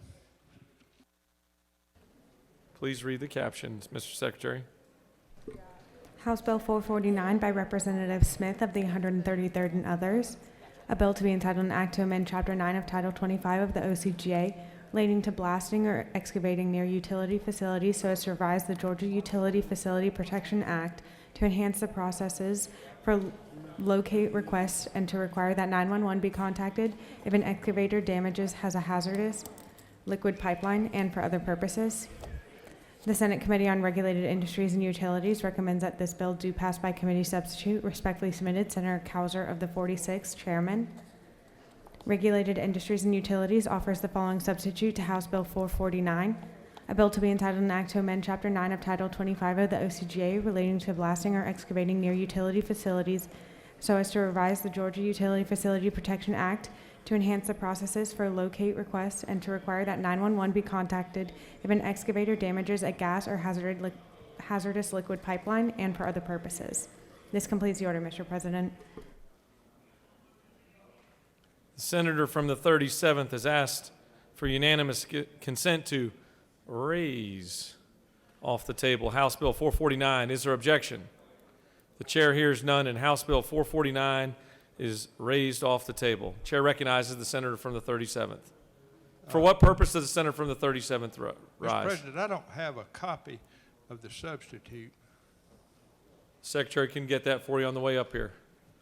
Chair recognizes the senator from the 37th to speak to the measure.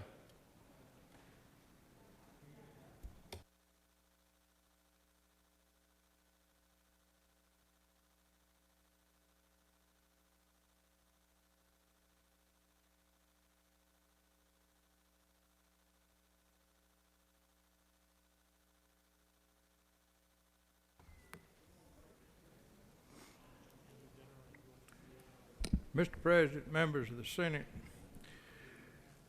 I bring you a utility locate bill today. The bill came to us from the House, had 4 specific areas that it dealt with. Aside from revising definitions, it dealt with blasting or excavation near utility facilities. It extended the notification time for that. It enhanced the processes for locate request and to require that 911 has to be contacted if an excavator damages a gas or hazardous liquid pipeline, to change and provide for certain definitions, to provide for certain procedures in extraordinary circumstances. And that means that if you're in a time when you have like a disaster such as a hurricane, a tornado, whatever, the time requested for locates would be suspended. It also provides for certain limitations on the recovery of costs and damages for utilities that are not located.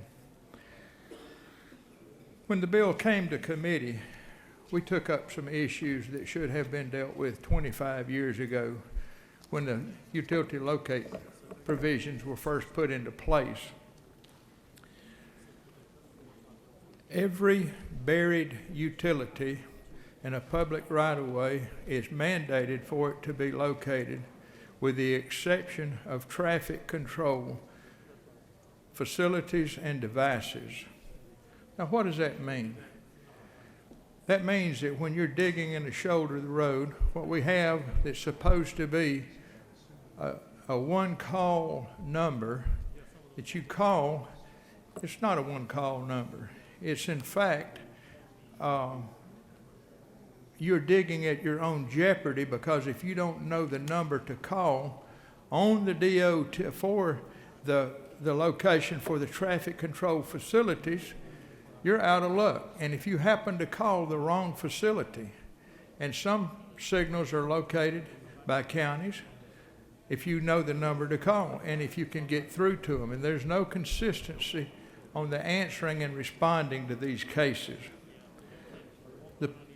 The proposal, the change to the House bill, it leaves intact everything that the House does in their bill.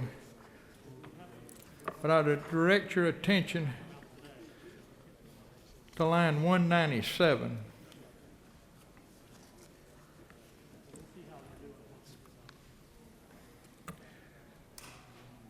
It adds a provision that an underground utility or facility includes an underground electronic traffic control device or an underground electronic traffic management system. That may not mean anything to you if you're not a ditch digger, a utility contractor. But these traffic control cables, I saw some over the weekend. They're putting in it on State Route 120 west of Marietta. Those cables are about 1.5 inches in diameter, and they're fiber optic. And any of you that have ever encountered that know that a fiber optic cable costs thousands of dollars to repair. It doesn't make sense that these facilities would not be covered under the Underground Protection Center. Why, after 25 years, is it not covered? Well, the reason it's not covered is because the people who are on the Georgia Utility Coordinating Council, and think about the definition of that name, Georgia Utilities Coordinating Council. So all this is supposed to be coordinated, except the glaring omission of traffic control cables. And the reason it's omitted is because they couldn't come to an agreement that it ought to be located. Now, I can tell you, as a lifelong ditch digger, they need to be located, and it needs to be under the one-call number. I don't know of any logical argument that you can make against bringing it under the protection.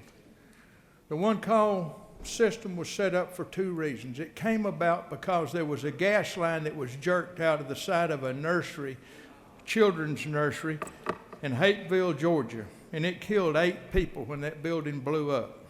And that was the genesis of the underground locate law. Since that time, it was expanded to telephone cables, cable TV, fiber cables of any type, water and sewer, all of the other utilities, with the exception of the buried services of traffic control devices and systems, because they could not agree that they needed to be located. We had very playful arguments made. Oh, the 16 people that sit on this board don't agree to it, and everybody has to agree. Well, let me tell you, I don't know why anybody would not agree that this needs to be located. And that's what this bill does. It also provided an exemption from this for the railroads. People say, well, why do you exempt the railroads? It's a very simple question. But it also has a very basic issue. It's private property. They own that property. The utilities that are on that property belong to the railroad unless they've given someone else license to be on it. And before you operate on a railroad right-of-way, you have to get a permit from them, and they approve your plans, and they show you what they have in place. The other exemption to this is by the request of the Georgia DOT. And they said because it's hard to keep updated on all the state roads in the state of Georgia, the DOT has a bank of that. And they said, we'll give you a one-call number to the state DOT. The DOT is just like the right-of-way. If you do work on their right-of-way, you've got to have a set of approved plans before you go to work, and you have to have a permit. And they have agreed that on these permits and on these plans, both the email address that you can notify them and request to locate, and the one-call number for the state DOT. Everybody that's in the ditch digging business knows when you're on the DOT right-of-way. I won't belabor the point, but the fact that people can't get together and agree that underground utilities need to be located is ludicrous. This is a common sense bill, and I ask you to vote for it in its entirety and reject the bill that leaves unmarked traffic signals okay in the state of Georgia. That's what this substitute does. Mr. President, if there's no questions, I'll yield the will. Chair recognizes the senator from the 15th with a question. Thank you, Mr. President. Senator Yield. Yes, sir. Always. Senator, isn't it true that the original bill selling point was that it had 16 organizations that had agreed to the bill as it was presented initially in the committee? Isn't that true? That is correct. And in addition to that, when you added your part to that to bring in the traffic signals, isn't it true that that was a component of that that said there was be a carrot, would be an incentive for them to go ahead and include the other and get that finished as well in the near future? A timeline. Well, I don't know about a promised timeline. They've been talking about it for 25 years. They did say they'd get on it and look at it. But if they haven't been able to agree to do it in 25 years, Senator, I doubt they're going to do it in the next year. When does your bill allow them to do it, Senator? My bill allows them, this bill kicks into place on January 1 of 2022. So we're giving them 9 months to get the details worked out. And so we're giving them ample time, and we're delaying the implementation of it. Thank you, Senator. I appreciate it. Chair recognizes the senator from the 53rd for a question. Thank you, Mr. President. Senator Yield. Yes, sir, always. I am proud of this amendment that you have introduced. Isn't it true that your livelihood, you have laid pipe and dug in the dirt and done this exact work in the past? For 51 years, we've gone in the hole every day. Looky here.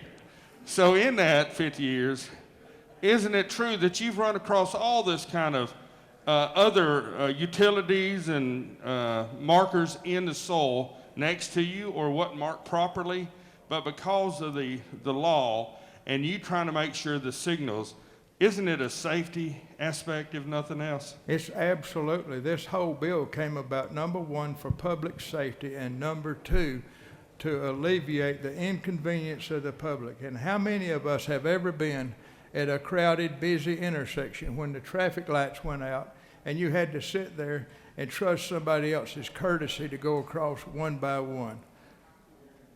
It's time for this foolishness to stop. This bill needs to pass, and I would appreciate your passage of it.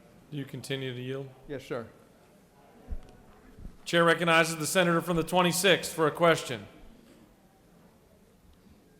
He waves. Chair recognizes the senator from the 33rd.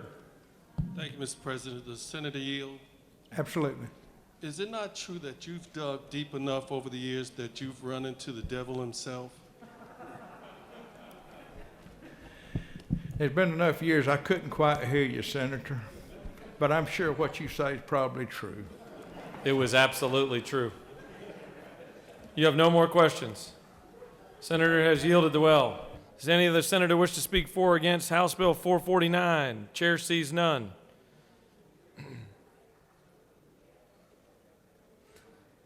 The question is on the adoption of the committee substitute. Is there objection to adoption of the committee substitute? The chair hears none. The committee substitute is adopted. Is there objection to agreeing to the report of the committee which is favorable to the passage of the bill? The chair hears none. The report of the committee is agreed to.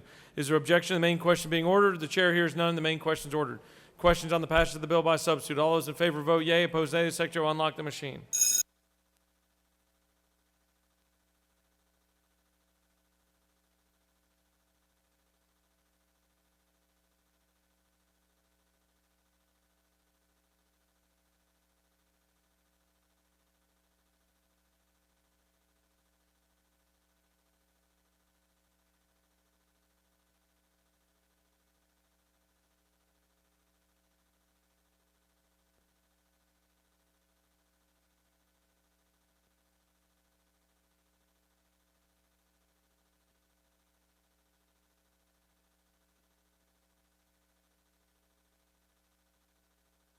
Have all senators voted?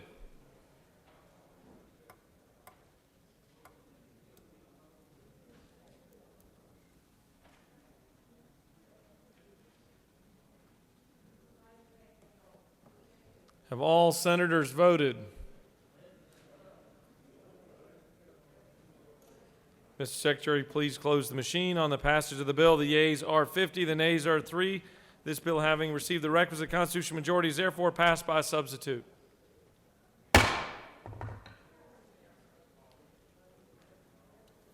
Chair recognizes the senator from the 20th for a motion. Mr. President, I ask for unanimous consent to remove House Bill 676 from the table. Ms. Secretary, can you please read the caption? House Bill 676 by Representative Houston of the 170th and others. A bill to be entitled an act to amend Title II of the OCGA relating to agriculture so as to create the Georgia Farmers Market and Produce Terminal Development Authority and for other purposes. The Senate Committee on Agriculture and Consumer Affairs recommends that this bill do pass by substitute. Respectfully submitted, Senator Walker of the 20th, Chairman. The Senate Committee on Agriculture and Consumer Affairs offers the following substitute to House Bill 676. A bill to be entitled an act to amend Article 2 of Chapter 10 of Title II of the OCGA relating to farmers markets so as to provide for oversight by a legislative advisory committee and for other purposes. This completes the order, Mr. President. Senator from the 20th has asked for unanimous consent for House Bill 676 to be taken off the table. Is there objection? Chair hears none, and it is taken from the table. Chair recognizes the senator from the 20th to present the measure.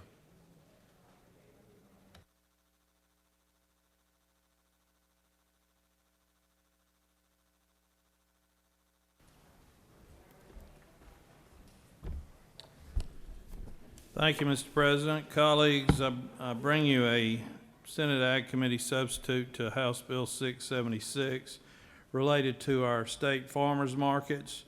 The Georgia Department of Agriculture operates 9 farmers markets around the state to promote the handling, packing, transporting, storage, distribution, inspection, and sale of agricultural products. The markets are located in Atlanta, Augusta, Cairo, Cordele, Macon, Moultrie, Savannah, Thomasville, and Valdosta. According to the Georgia Department of Agriculture in fiscal year 2019, the markets generated approximately $7 million in revenue from leases, rents, gate tickets, and truck scale fees, and expended approximately $3 million for a net profit of about $4 million. The Atlanta market, the largest and most comprehensive of the markets, is responsible for 84% of the total revenue and generates 61% of the total expenditures. We have agriculture, as you know, is so important to our state, and we want to have first-class farmers markets that are serving the farmers and consumers of Georgia and promoting Georgia-grown products. Some of our markets, a lot of them are very old, well, they're all very old. Some of them are now located in areas that are not really suitable anymore.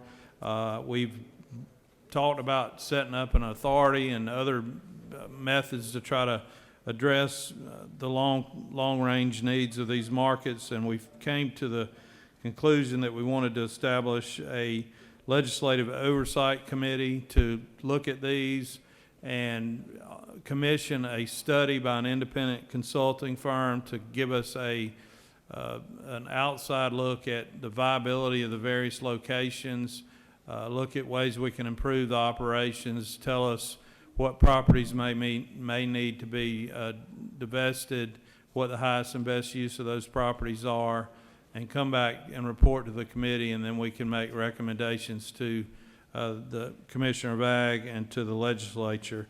So that's what this bill does, is it establishes a 10-member legislative oversight committee made up of 5 members of the Senate and 5 members of the House.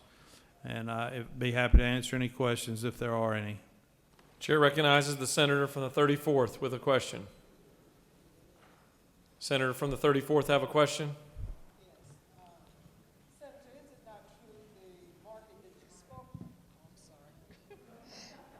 It's a long day. Very long, and it's getting back. Well, anyway, is it not true that the market you spoke about in Atlanta is actually located in Clayton County and Forest Parkway? That's correct.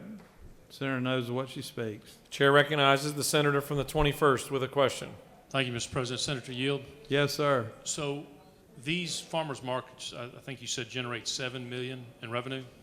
Roughly, yes, sir. Is there a dedicated person in the agriculture department that oversees these 9 locations throughout the state?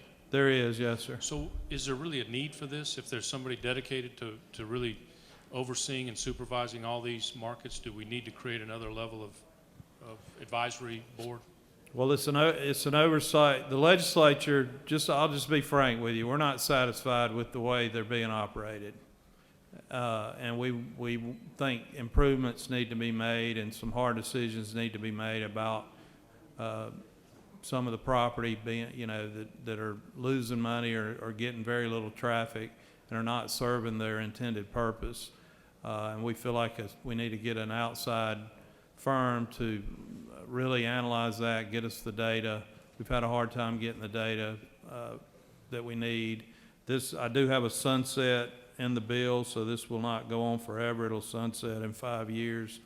But Thank you, Senator. yeah, thank you for the question. You have no more questions. All right, I'd ask for your favorable consideration. Thank you. Any other senator wish to speak for or against House Bill 676? The chair sees none. The question is on the adoption of the committee substitute. Is there objection to adoption of the committee substitute? The chair hears none. The committee substitute is adopted. Is there objection to agreeing to the report of the committee, which is favorable to the passage of the bill? The chair hears none. The report of the committee is agreed to. Is there objection to the main question being ordered? Chair hears none. The main question is ordered. Questions on the passage of the bill by substitute. All those in favor vote yea. Opposed nay. Secretary will unlock the machine.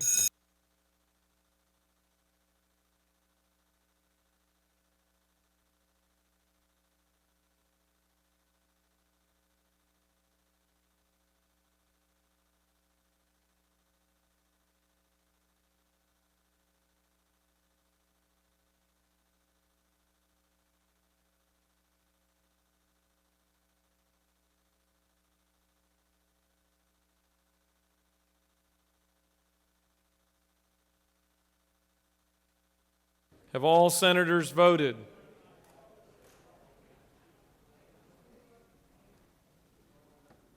Have all senators voted? Got a thumbs up? Mr. Secretary, please close the machine. On the passage of the bill, the yeas are 49, the nays are 3. This bill, having received the requisite constitutional majority, is therefore passed by substitute. All right, quick update on our posture. We're going to take a dinner break here. And in the interim, the rules chairman do you know it yet that you're going to have a rules?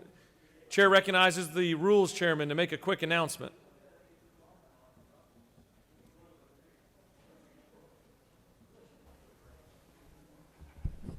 Mr. President, just want to wake you up. We have a rules meeting after you get your dinner, so please make yourself at home and get fed, and then let's meet about 6:30 in room 450, rules members. Thank you, Mr. President. Breaking for dinner now. Rules meeting at 6:30. We'll come back to order at 7 o'clock. We'll stand at ease until 7 o'clock.